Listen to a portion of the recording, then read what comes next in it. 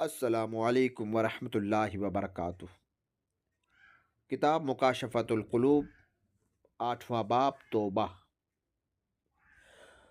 گناہ سے توبہ ہر مسلمان مرد اور عورت پر واجب ہے۔ فرمان الہی ہے، یا ایھا الذین آمنوا توبوا الی اللہ توبۃ نصوحا، اے ایمان والو اللہ سے پختہ توبۃ النصوح کرو۔ ایک اور مقام پر ارشاد الہی ہے، وَلَا تَكُونُوا كَالَّذِينَ نَسُوا اللَّهَ، تم ان لوگوں کی طرح نہ ہو جاؤ جنہوں نے اللہ کو بھلا دیا، اس کی بھیجی ہوئی کتابوں کو پس پشت ڈال دیا۔ گویا انہوں نے اپنے حال پر رحم نہیں کیا اور اپنے آپ کو گناہوں سے نہیں بچایا اور آخرت کے لیے کوئی نیکی نہیں کی۔ فرمان نبوی ہے کہ جو شخص اللہ تعالیٰ سے ملاقات پسند کرتا ہے، اللہ تعالیٰ اس سے ملاقات پسند کرتا ہے، اور جو اللہ تعالیٰ سے ملنا ناپسند کرتا ہے، اللہ تعالیٰ اس سے ملنا ناپسند فرماتا ہے۔ فرمان الہی ہے، اولئک ھم الفاسقون، یہی لوگ نافرمان، وعدہ شکن، رحمت و بخشش اور راہ ہدایت سے دور ہیں۔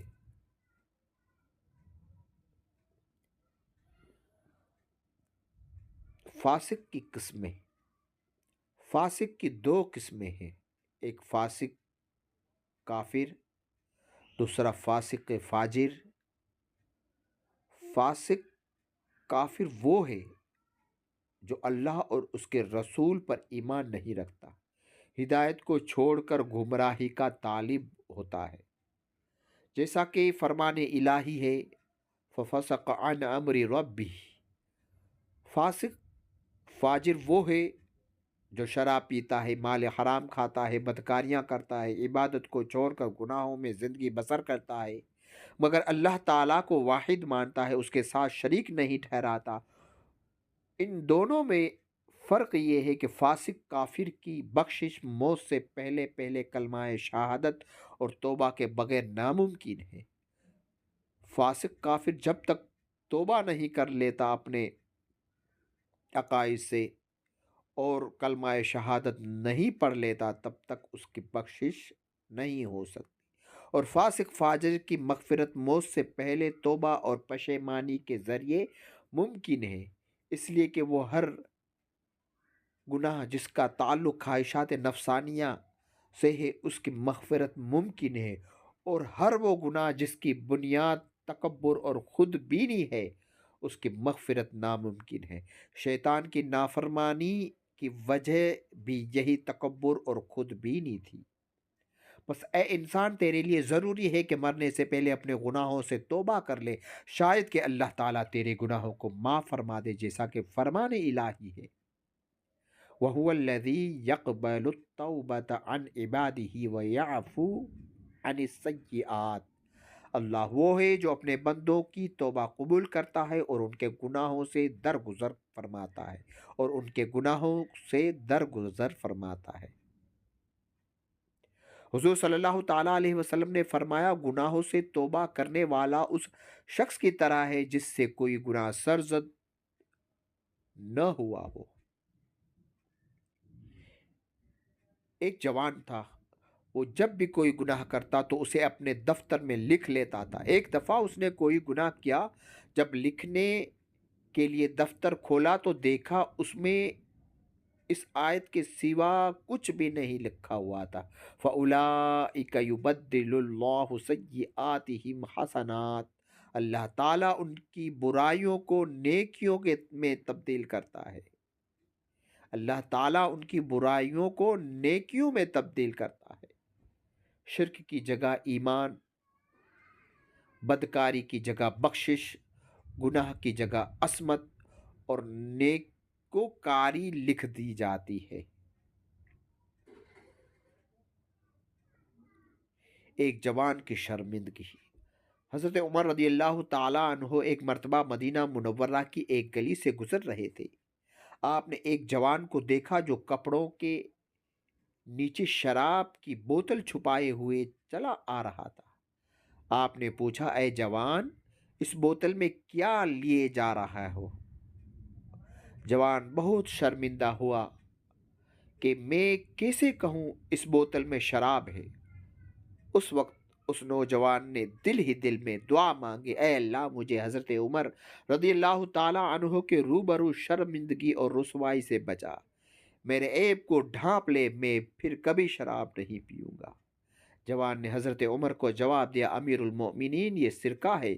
آپ نے فرمایا مجھے دکھاؤ تو صحیح، چنانچہ آپ نے دیکھا تو وہ سرقہ تھا۔ اے انسان ذرا غور کر، ایک بندے کے ڈر سے خلوص دل سے تائب ہوا تو اللہ نے اس کی شراب کو سرقہ میں تبدیل کر دیا۔ اسی طرح اگر کوئی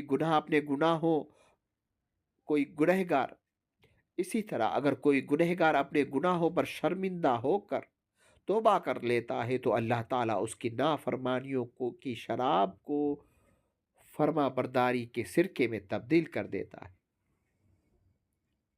جیسا کہ اس جوان کے معاملے میں ہوا جو اپنی برائیاں اپنے دفتر میں لکھ لیتا تھا۔ حضرت ابو ہریرہ رضی اللہ تعالیٰ عنہ فرماتے ہیں کہ ایک رات میں حضور صلی اللہ تعالیٰ علیہ وسلم کے ساتھ نماز عشاء پڑھ کر باہر نکلا۔ راستے میں مجھے ایک عورت ملی، اس نے مجھ سے پوچھا، میں نے ایک گناہ کر لیا ہے، کیا میں توبہ کر سکتی ہوں؟ میں نے پوچھا تو نے کون سا گناہ کیا ہے؟ عورت بولی میں نے زنا کیا تھا، اور جب اس زنا سے بچہ پیدا ہوا تو میں نے اسے قتل کر دیا۔ میں نے کہا تو تباہ ہو گئی، تیرے لیے کوئی توبہ نہیں ہے۔ وہ عورت بے ہوش ہو کر گر پڑی اور میں اپنی راہ چل دیا۔ تب میرے دل میں خیال آیا میں نے رسول اللہ صلی اللہ تعالیٰ علیہ وسلم سے پوچھے بغیر یہ بات کیوں کہہ دی؟ چنانچہ میں آپ کی خدمت میں آیا اور سارا واقعہ عرض کی۔ حضور صلی اللہ تعالیٰ علیہ وسلم نے فرمایا تم نے بہت برا کیا، کیا تم نے یہ آیت نہیں پڑھی والذین لا يدعون مع اللہ الہ آخر؟ اور وہ لوگ جو نہیں پکارتے اللہ کے ساتھ کسی اور خدا کو۔ ابو ہریرہ رضی اللہ تعالی عنہ کہتے ہیں جو ہی میں نے یہ بات سنی میں اس عورت کی تلاش میں نکلا اور ہر کسی سے پوچھنے لگا مجھے اس عورت کا پتہ بتلاؤ جس نے مجھ سے یہ مسئلہ پوچھا تھا، یہاں تک کہ بچے مجھے پاگل سمجھنے لگے۔ بالآخر میں نے اس عورت کو تلاش کر ہی لیا اور اسے یہ آیت سنائی جب میں فَأُولَٰئِكَ يُبَدِّلُ اللَّهُ سَيِّئَاتِهِمْ حَسَنَاتٍ تک سنا چکا تو وہ خوشی سے دیوانی ہو گئی اور کہنے لگی میں نے اپنا باغ اللہ اور رسول کے لیے بخش دیا۔ عتبہ کا عجیب واقعہ۔ عتبۃ الغلام جس کی فتنہ انگیزی اور شراب نوشی کی داستان مشہور تھی، ایک دن حضرت حسن بصری رحمۃ اللہ تعالیٰ علیہ کی مجلس میں آیا۔ اس وقت حضرت حسن بصری رحمۃ اللہ تعالیٰ علیہ آیت الم یعنی للذین آمنوا ان تخشع قلوبہم لذکر اللہ کی تفسیر بیان کر رہے تھے، یعنی کیا مومنوں کے لیے وہ وقت نہیں آیا کہ ان کے دل اللہ سے ڈرے؟ آپ نے اس آیت کی ایسی تشریح کی کہ لوگ رونے لگے۔ ایک جوان مجلس میں کھڑا ہو گیا اور کہنے لگا اے بندہ مومن، کیا مجھ جیسا فاسق و فاجر بھی اگر توبہ کر لے تو اللہ تعالیٰ قبول فرمائے گا؟ آپ نے فرمایا ہاں، اللہ تعالیٰ تیرے گناہوں کو معاف کر دے گا۔ جب عتبۃ الغلام نے یہ بات سنی تو اس کا چہرہ زرد پڑ گیا اور کانپتے ہوئے چیخ مار کر بے ہوش ہو گیا۔ جب اسے ہوش آیا تو حضرت حسن بصری رحمۃ اللہ تعالیٰ علیہ نے اس کے قریب آ کر یہ شعر پڑھے جس کا ترجمہ یہ ہے، اے اللہ کے نافرمان جوان جانتا ہے نافرمانی کی سزا کیا ہے؟ نافرمانوں کے لیے پر شور جہنم ہے اور حشر کے دن اللہ تعالیٰ کی سخت ناراضگی ہے۔ اگر تو نار جہنم پر راضی ہے تو بے شک گناہ کرتا رہے، ورنہ گناہوں سے رک جا۔ تو نے اپنے گناہوں کے بدلے اپنی جان کو رہن رکھ دیا ہے، اس کو چھڑانے کی کوشش کر۔ عتبہ نے پھر چیخ ماری اور وہ بے ہوش ہو گیا۔ جب ہوش آیا تو کہنے لگا اے شیخ، کیا مجھ جیسے بدبخت کی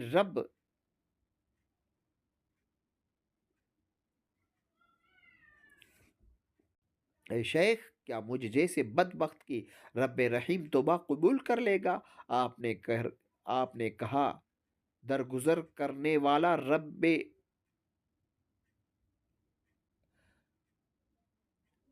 آپ نے کہا درگزر کرنے والا رب ظالم بندے کی توبہ قبول فرما لیتا ہے۔ اس وقت عتبہ نے سر اٹھا کر رب سے تین دعائیں کی، اے اللہ، اگر تو نے میرے گناہوں کو معاف اور میری توبہ قبول کر لیا ہے تو ایسے حافظے اور عقل سے میری عزت افزائی فرما کہ میں قرآن مجید اور علوم دین میں سے جو کچھ بھی سنوں اسے کبھی فراموش نہ کروں۔ اے اللہ، مجھے ایسی آواز عنایت فرما کہ میری قرأت کو سن کر سخت سے سخت دل بھی موم ہو جائے۔ اے اللہ، مجھے رزق حلال عطا فرما اور ایسے طریقے سے دے جس کا میں تصور بھی نہ کر سکوں۔ اللہ نے عتبہ کی تینوں دعائیں قبول کر لی۔ اس کا حافظہ اور فہم و فراست بڑھ گئی، اور جب وہ قرآن کی تلاوت کرتا تو ہر سننے والا گناہوں سے تائب ہو جاتا تھا، اور اس کے گھر میں ہر روز ایک پیالہ شربا کا اور دو روٹیاں رزق حلال سے پہنچ جاتی، اور کسی کو معلوم نہیں تھا کہ یہ کون رکھ جاتا ہے۔ اور عتبہ غلام کی ساری زندگی ایسا ہی ہوتا رہا، اور یہ اس شخص کا حال ہے جس نے اللہ تعالیٰ سے لو لگائی، ان اللہ لا یضیع اجر من احسن عملا، بے شک اللہ تعالیٰ نیک عمل کرنے والوں کے اجر کو ضائع نہیں کرتا۔ سوال: کسی عالم سے پوچھا گیا کہ جب بندہ توبہ کرتا ہے تو کیا اسے اپنی توبہ کے قبول یا غیر قبول ہونے کا پتہ چل جاتا ہے؟ جواب: عالم نے جواب دیا، ایسی مکمل بات تو نہیں، البتہ کچھ نشانیاں ہیں جن سے توبہ کی قبولیت کا پتہ چل جاتا ہے۔